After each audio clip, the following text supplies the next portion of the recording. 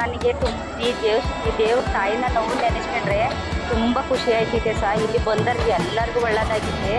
ನಾನಿಂತ ಏನು ಖುಷಿಯಾಗಿ ಹೇಳ್ಕೊತಿದ್ದೀನಿ ಅಂದರೆ ಈಗ ಒಂದು 12 ದಿವಸದಲ್ಲಿ ನನ್ನ ತಮ್ಮ ಎರಡು ಅಕ್ಕಿಯರ್ ಮ್ಯಾಲಿಂದ ಮಿಸ್ಸಾಗಿ 7 ಗಂಟೆ ರಾತ್ರಿ ಬಿದ್ದು ಅವ್ನ ಮೈಗೆ ಇಷ್ಟು ರೊಕ್ಕಿಂದಲೇ SSM ಆಸ್ಪತ್ರೆಗೆ ಅಡ್ಮಿಟ್ ಮಾಡಿ ಇವತ್ತಿಗೆ 12 ದಿವಸ ಆಯ್ತು ಅವನಿಗೆ ದೇವ್ರು ಅಂದ್ರೆ ತುಂಬ ಇಷ್ಟಪಡೋನು. ಇವತ್ತು ಜಾತ್ರೆ ಬರೋ ನನ್ನ ತಮ್ಮ ಆಲ್ರೆಡಿ ರೊಕ್ಕದ ಮಡಿಲಿ ಒದ್ದಾಡ್ತಿದ್ದಾನೆ. ಇವತ್ತಿಗೂ ನಾವಿಲ್ಲಿ ಬಂದು ನನ್ನ ತಮ್ಮನ ನಮ್ಮ ನಾಚಿನಲ್ಲಿ ಕಳಿಸ್ತಾ ಬಂದಾಗ ನನ್ನ ತಾಯಿ ಸತ್ಯವಾಗ್ಲೂ ಹೇಳಿರೋದು, ನೀನು ಹೋಗೋದ್ರೊಳಗೆ ನಾನು ಕಳ್ಬಿಡಿಸ್ತೀನಿ ಕಣವ, ಅವ್ನ ಸಾಯನ್ನು ಉಳಿದಿದ್ದನ್ನು ನಾನು ಕಾಪಾಡಿದ್ದೀನಿ.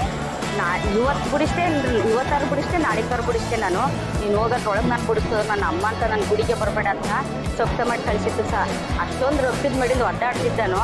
ಅವ್ರು ಬಂದು ಕಣಕಯ್ಯ ನನ್ನ ತಮ್ಮ ಕಂಡು ಚೆನ್ನಾಗೆ ಬಿಟ್ಟವನೆ, ಮತ್ತು ಬೆಳಗ್ಗೆಗೂ ಬಿಟ್ಟವನೆ ಸ್ವಲ್ಪ ಚೇತರಿಸ್ಕೊತಾವನೆ.